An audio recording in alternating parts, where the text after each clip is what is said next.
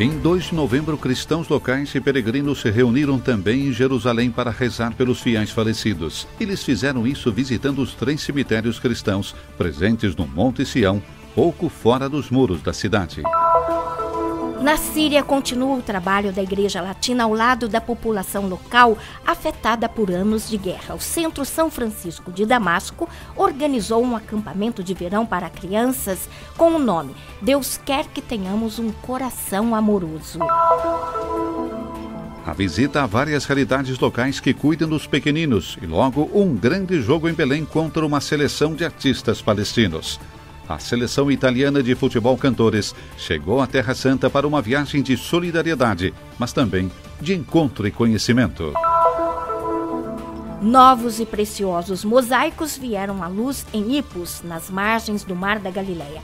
No chão perfeitamente conservado estão representadas muitas variedades de peixes e 12 cestos de pães. Há 500 anos da morte de Leonardo da Vinci foram expostos na custódia da Terra Santa em Jerusalém 30 livros antigos que narram o saber difundido ao longo do Renascimento. A exposição faz parte do projeto Livros Pontes de Paz e prevê o envolvimento ativo de jovens estudantes. O valor do azeite da Terra Santa varia de uma região para outra, de acordo com o tipo de solo, do clima, da variedade das azeitonas. O azeite produzido em Béjala é especialmente precioso e mais caro, graças às oliveiras seculares de onde provém.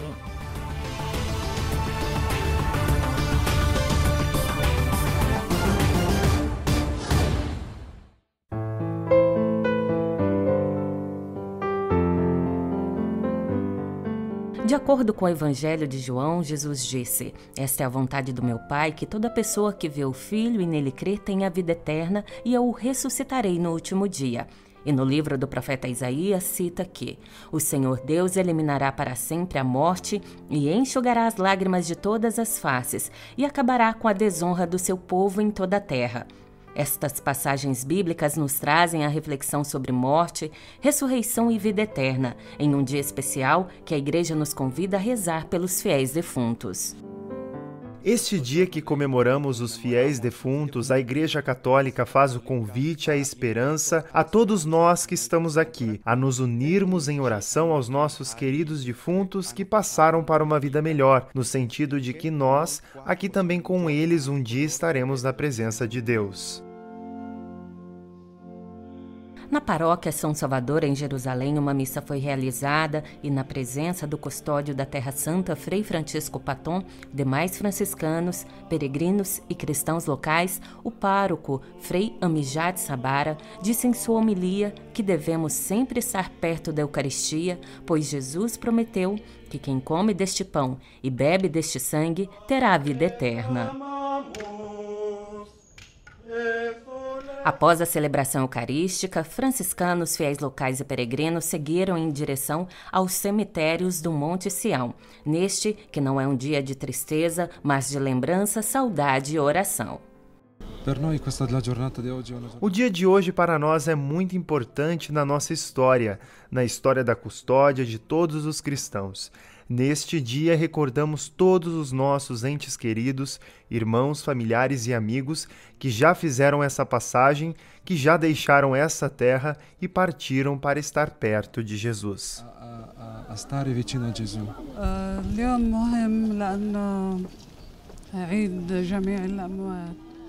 Hoje foi a comemoração dos fiéis defuntos e por isso venho rezar pelos meus falecidos, o meu pai, o meu tio, o meu avô e avó. É difícil porque não os posso ver, estão longe de nós. E feliz porque se encontram numa vida melhor que a nossa.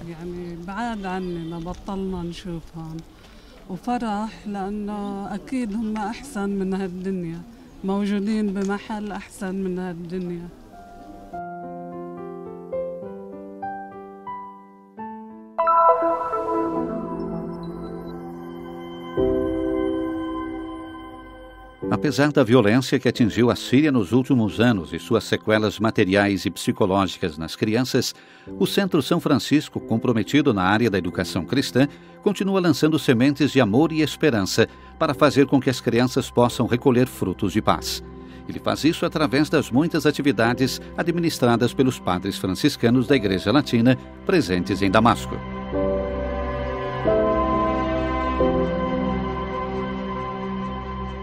O acampamento de verão com o nome Deus Quer Que Tenhamos um Coração Amoroso hospedou 60 crianças do Centro São Francisco, acompanhadas de 18 educadores, numa viagem no conhecimento do amor de Deus, que se manifesta através do amor do homem.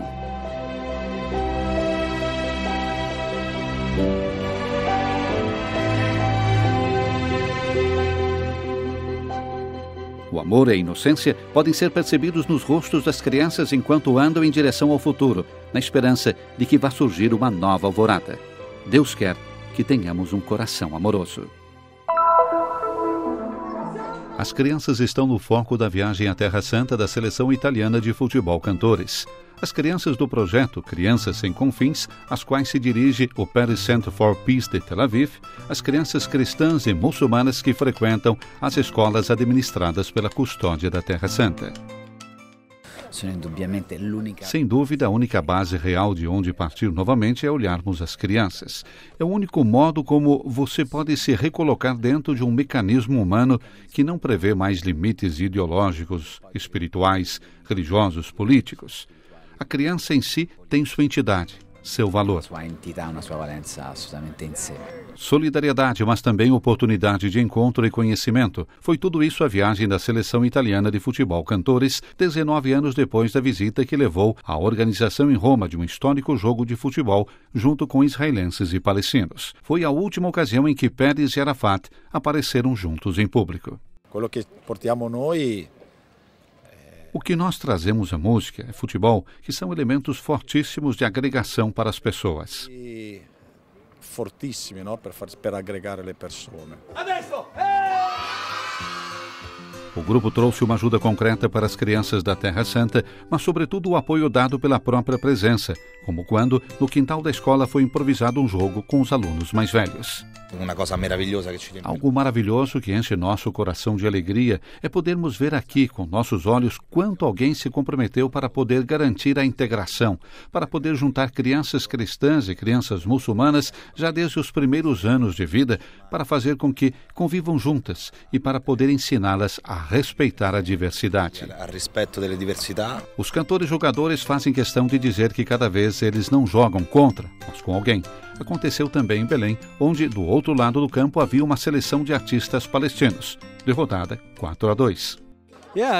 First of all, we are so happy here. Antes de mais nada, nós estamos muito felizes hoje por jogarmos com um grupo de artistas e músicos da Itália e da Palestina. Foi uma ideia perfeita e uma honra para nós.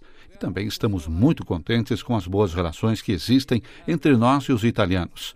Não interessa o resultado, estamos muito felizes. No matter about the 2 goals, but we are so happy. Há quem diz que essa viagem mudou sua vida, numa terra onde a esperança chega sobretudo das novas gerações. Tive a impressão de que eles estejam com muita vontade de paz e que estejam trabalhando para isso. Há muitos caminhos. Certamente o caminho da paz faz sentir bem todo mundo, enquanto o outro cria somente dor.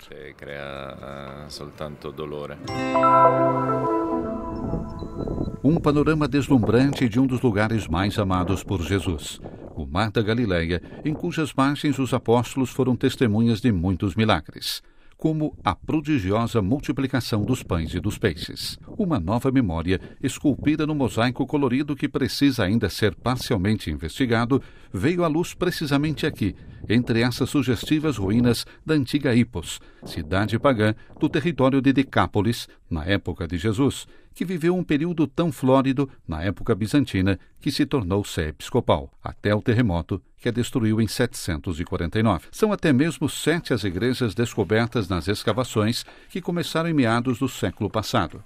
É do verão último a surpreendente descoberta de um chão de mosaico perfeitamente conservado, onde são representadas muitas variedades de peixes e 12 cestas de pães, na assim chamada Igreja Queimada.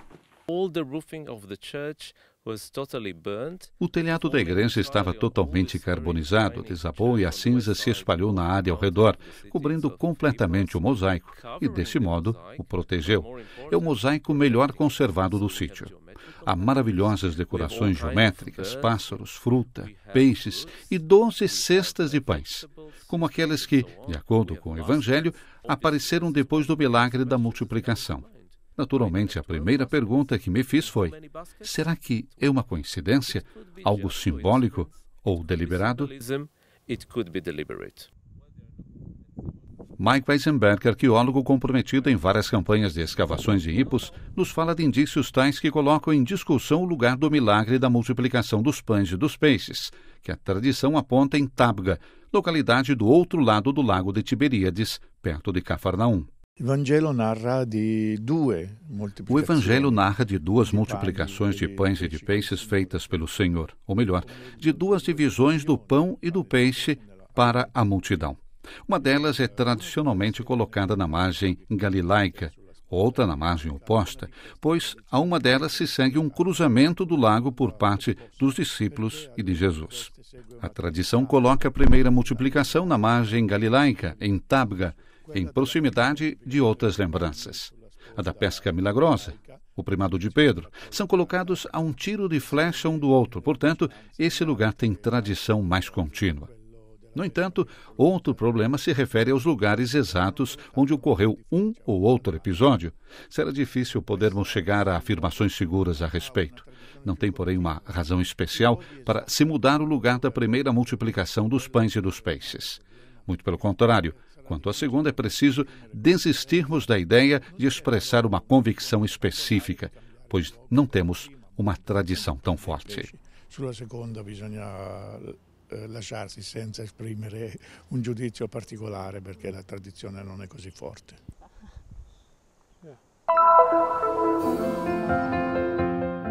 Um ano de eventos para comemorar os 500 anos da morte de Leonardo da Vinci e o período do Renascimento. Isso é possível através de cerca de 30 livros publicados na Europa pouco depois da invenção da imprensa, entre os séculos XV e XVII, e agora visíveis numa exposição montada na Custódia da Terra Santa em Jerusalém. São páginas frequentemente ilustradas com riqueza de geografia, botânica, zoologia, medicina, geometria, arquitetura e anatomia. Algumas representam o conhecimento que Leonardo da Vinci podia ter da realidade. Ele próprio poderia ter lido esses volumes. Outras apontam o desenvolvimento que, a partir do seu trabalho, pôde nascer em inúmeros âmbitos do saber. Sono tutti libri che si trovano adesso qui nella biblioteca di San Salvatore. Todos esses livros se encontram agora na Biblioteca de São Salvador e fazem parte do patrimônio livreiro da Custódia, mas na realidade testemunham a extraordinária abertura intelectual e cultural que o franciscanismo sempre teve. Na espiritualidade franciscana, o mundo inteiro fala de Deus, e esse é também o motivo de fundo pelo qual há uma abordagem positiva para com tudo que foi criado e também para com as próprias ciências. E um approccio anche, oserei dire, positivo verso le stesse scienze. Todos os livros que temos aqui vêm de vários mosteiros da Custódia. Alguns estão em más condições, outros ficaram muito danificados. O custódio nos pediu para recolhermos aqui na Biblioteca Geral todos esses livros antigos para que fossem preservados. Por isso, precisamos manter as condições ambientais adequadas à conservação. Mas também contamos com especialistas que vêm aqui para consertar os livros danificados. A exposição faz parte do projeto Livros Pontes de Paz, fruto de uma colaboração que já continua há 10 anos entre a Universidade Católica de Milão e a Custódia da Terra Santa. Também prevê o envolvimento ativo de jovens estudantes e visa principalmente a valorização do precioso patrimônio de livros conservados. Valorizá-lo significa, antes de mais nada, catalogá-lo e depois fazer com que seja conhecido, organizando exposições, quer virtuais, quer reais, como nesse caso. Isso ocorre através do envolvimento de alguns estudantes, seja dos cursos magistrais, seja dos doutorados, que ajudam o desenvolvimento dessas exposições, quer preenchendo os catálogos, quer ajudando na sua realização prática. Para eles, é uma experiência muito importante. O projeto se chama Livros Pontes de Paz, precisamente porque nasce da vontade de se criar uma ponte de diálogo entre culturas, religiões, sociedades e indivíduos diferentes. O objetivo é a criação de uma sociedade pacífica, que tenha como foco principal a cultura e os conhecimentos científicos e humanísticos. A cultura, le conoscenze scientifiche e umanistiche.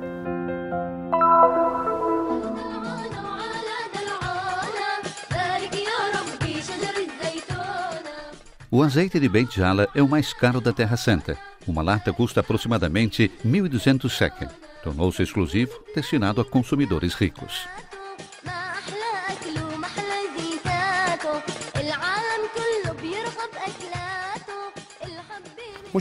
Nem todos podem comprar o azeite de Beit Jala, apenas uma minoria de pessoas na área pode, o que tem boas condições econômicas. Já os demais compram o azeite ordinário.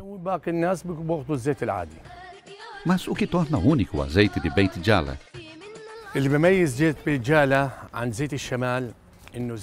O que torna o azeite de Beit Jala diferente do azeite produzido no norte é o tipo de solo, a quantidade de chuva e o território de montanha. O próprio azeite de Beit Jala varia de uma área para outra, pois a montanha é diferente da planície.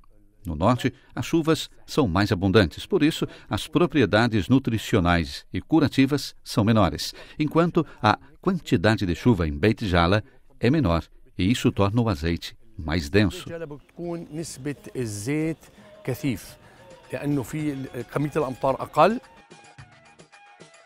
Além do solo e do clima, uma das características típicas desse azeite é a idade das oliveiras, que repercute na qualidade do produto.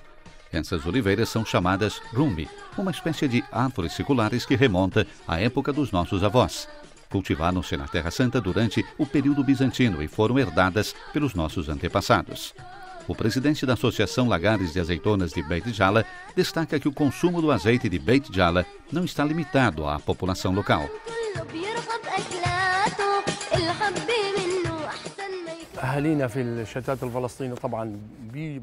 Nosso povo da diáspora ama esse azeite. Muitos o enviam daqui a seus parentes no exterior e muitas pessoas vêm inclusive da Europa para comprá-lo.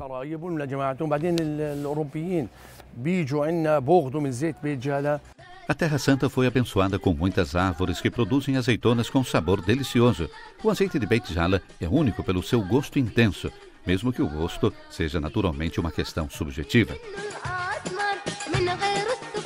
Todo o azeite produzido na Palestina é bom.